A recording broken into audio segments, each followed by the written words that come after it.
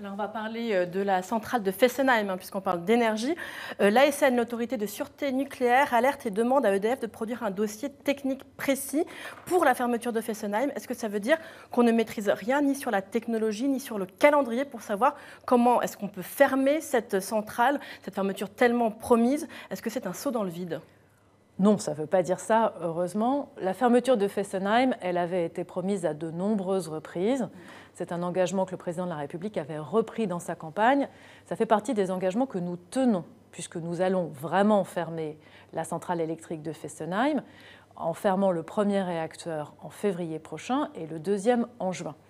Au moment où on arrête de produire de l'électricité à Fessenheim, on démarre les opérations de démantèlement qui, elles, ne sont pas pressées, qui vont prendre du temps sur le site. EDF a fait un premier dossier qui présente les opérations de démantèlement. C'est d'ailleurs aussi la première fois qu'on se lance dans une opération de démantèlement de ce type.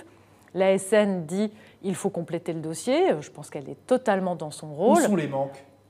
J'en sais rien, parce que ça, c'est vraiment le dossier technique de l'ASN qui l'a rendu public aujourd'hui. C'est une discussion entre l'autorité de sûreté, qui est une autorité indépendante, qui garantit la sûreté des installations nucléaires, et l'exploitant.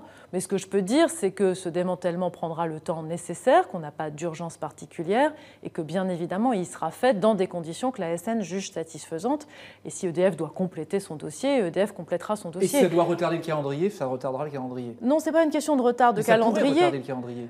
Non, parce que ce sont deux étapes différentes d'arrêter de produire et de démanteler. D'accord. Et juste pour finir sur Fessenheim, parce que c'est vraiment un point très important. Ce n'est pas une décision facile, cette décision, notamment pour les élus, pour les salariés. Moi, je pense aux salariés sur le site de Fessenheim, je pense aux sous-traitants. Et donc, cette décision, elle doit s'accompagner d'un projet de territoire, d'une capacité à retrouver de l'activité économique. Et c'est tout le travail qu'on fait depuis 2 ans. Donc, la fermeture de Fessenheim, elle a un côté technique, sous la responsabilité de l'autorité de sûreté nucléaire, et bien sûr que ce sera fait dans les règles. Elle a aussi un côté revitalisation, développement économique, passage à des énergies renouvelables sur le site, sur lequel il y a encore beaucoup de travail, et je voudrais rassurer les élus locaux et les salariés pour dire qu'on ne lâchera pas cette partie-là.